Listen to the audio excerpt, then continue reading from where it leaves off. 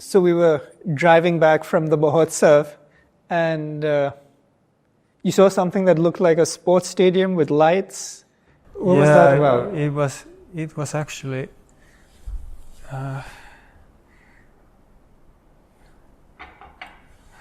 do I even find words for it? No, we saw like lines and lines of cars parked beside the road going back to his apartment. And then Darius was, I think you were in a lively mood after the session, adventurous. And then he asked me that, do you want to go see what is that? And I was like, well, okay. And seriously, to me, it sounded seriously like a sporting event. I saw those lights in the skies and someone talking to a mic, and there was this ambience and a feel of a big space in which the sound was. And I think there was a wave of applause also just after it that made me feel that, yes, it has to be a sporting event. Well, we go closer. Turns out it's a wedding, a really big wedding.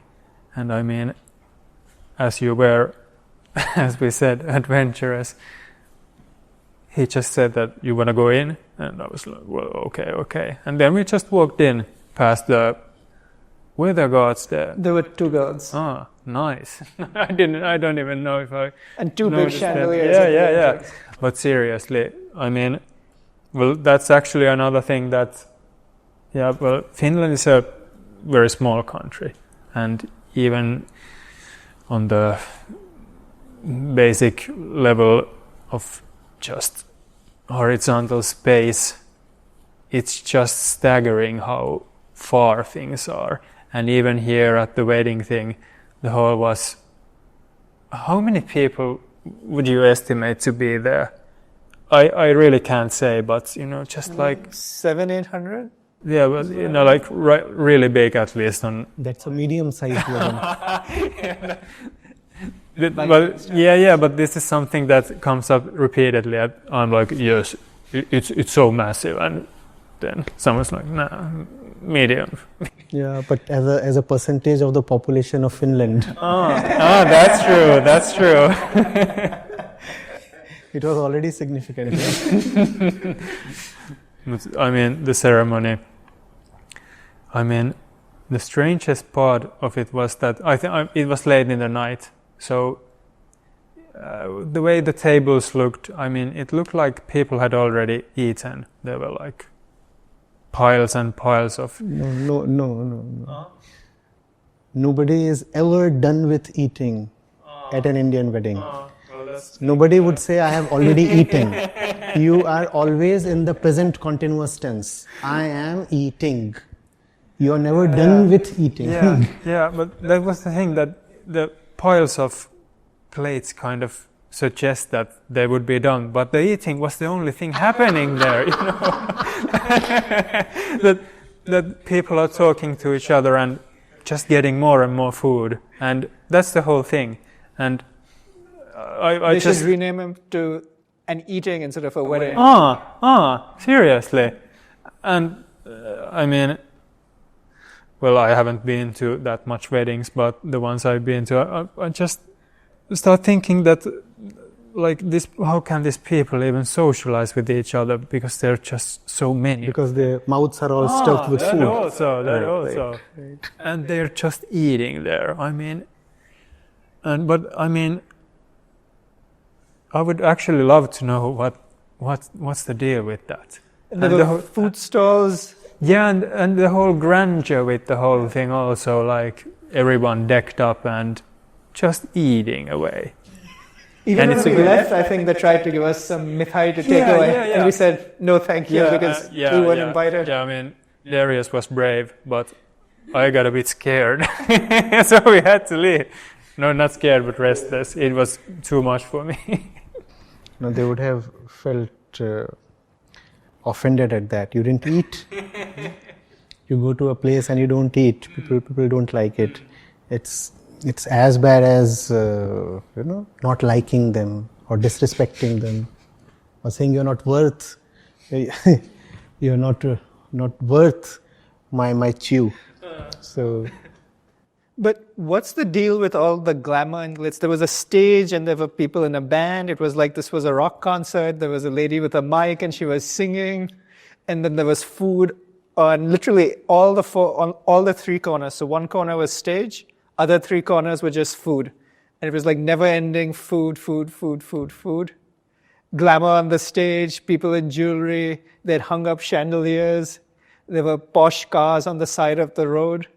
And the lights in the sky, it was an open roof thing. The northern lights in Finland. Yeah. A bit like that. see, it connects to the same thing, the pursuit of happiness. One thing is when you are internally joyful, and then you may dress up, not necessarily, but at times you may dress up because you are just glad. You're just glad to be. I exist, I'm glad, for no obvious reason, so I put on nice clothes. Sometimes you don't want to put on nice clothes, sometimes you don't want to put on any clothes. So that's one thing. When dressing up and putting on jewelry is an expression of your inner wellness. And then there can be a totally different thing. When putting on jewelry and nice clothes is a substitute for the real inner thing. Because I don't have the real inner thing, therefore I am compensating by decking myself up with all the extravaganza. Similarly with eating. Nothing else to do. What can you do in a wedding except eating? Now, there is no real joy, no real love, not even on the stage where the couple is there. Even they don't really love each other. So, you have to fill yourself up with something. Love fills you up, joy fills you up. A general euphoria fills you up. And if these things are absent, then you fill yourself up with naan and biryani and kofta and shahi tukda and all the jazz, the fancy names, Chinese, Korean, Mongolian, Arctic food, name it. Was there any finished food? There.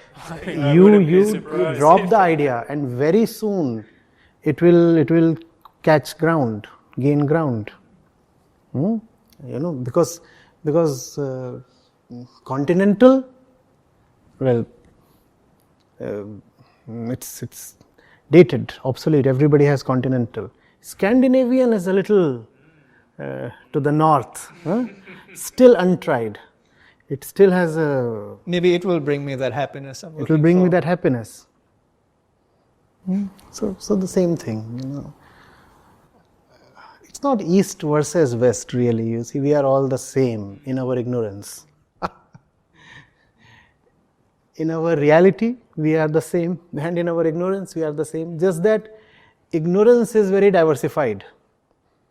Your ignorance looks very different from my ignorance, just as your skin looks a lot different than mine.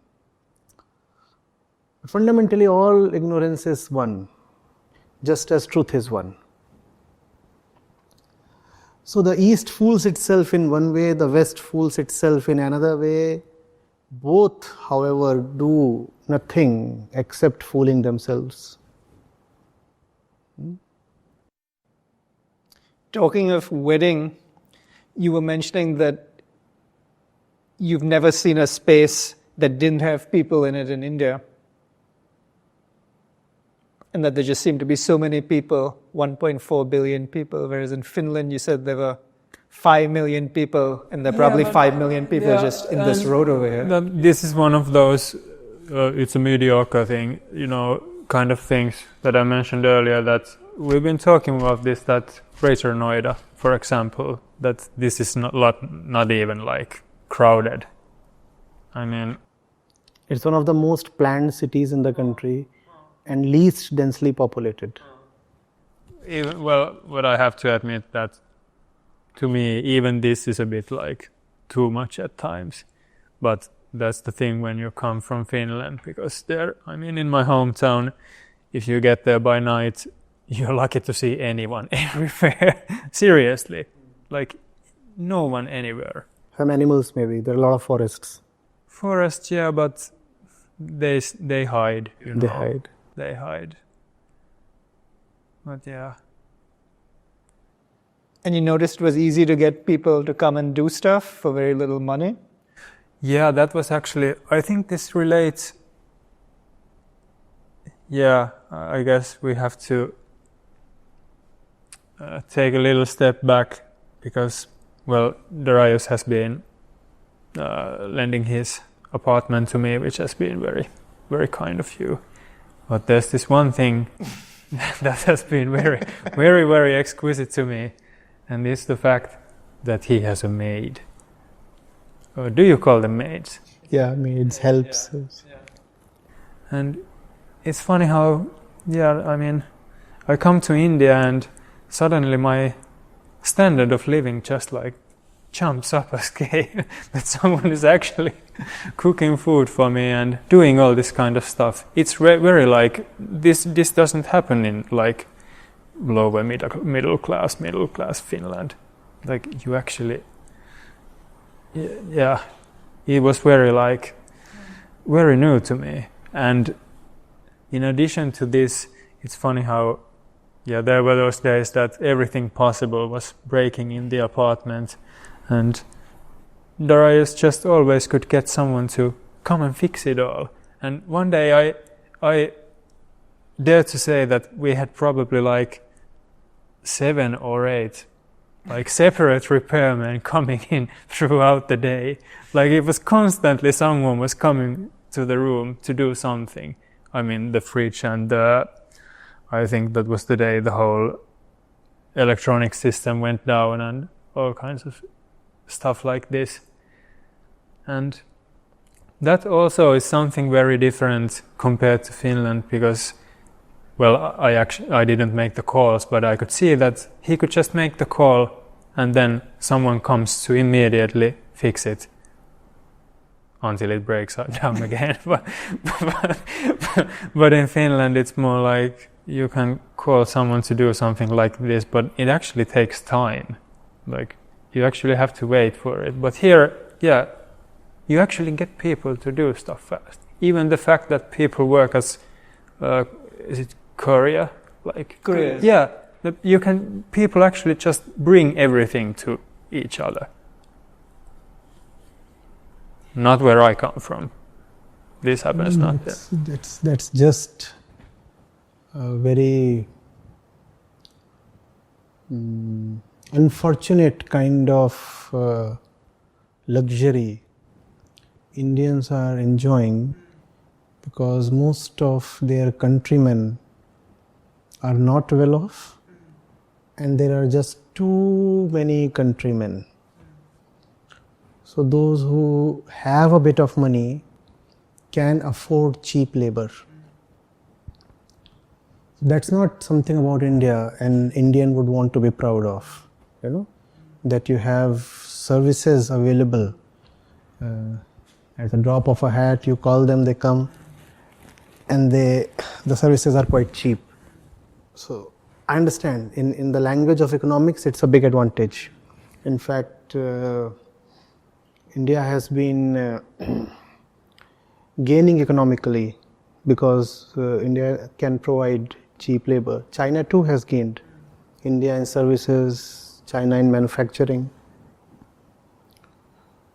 But fundamentally that's just in some way an exploitation of the fact that we are just too many and too poor.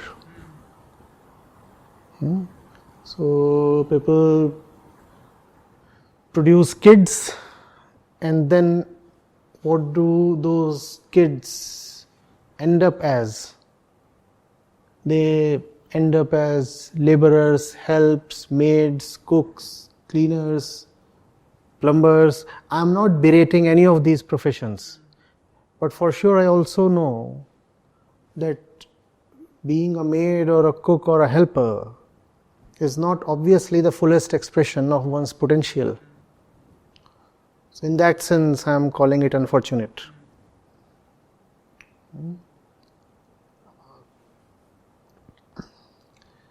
These days we are calling it here in India as the demographic advantage or demographic dividend. We are thinking that this is what will catapult India to the foremost league of prosperous nations. We have so many young people who can work. So India will either export their work to the rest of the world or export the workers themselves to the world. Nice, but I would have rather had a situation where these many people in surplus didn't exist in the first place, because most Indians from the lower classes and the lower middle economic classes, they live pretty wretched lives. They do provide a lot of comforts and conveniences to the moneyed people, but their own lives are quite miserable. And, even $1 a day is not available to a lot of people. Just imagine, $1 a day. So,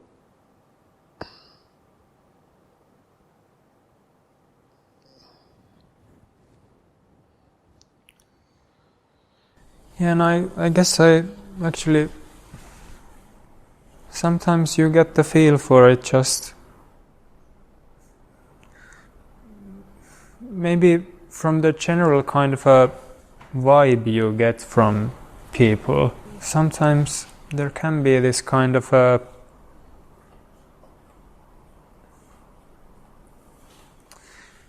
it's hard to find the right word for it.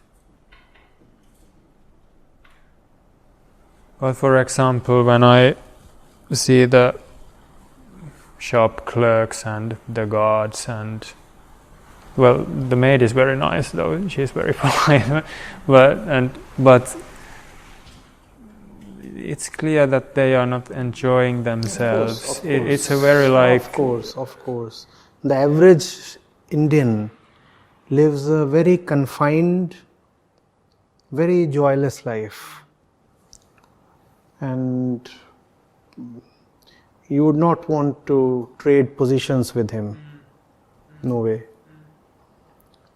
And believe me, a lot of that is just due to the population we have. And somehow leaders, both political and spiritual, have not been able, rather not been willing to drill this down to the Indian mind that kids are not an important part of the happiness package.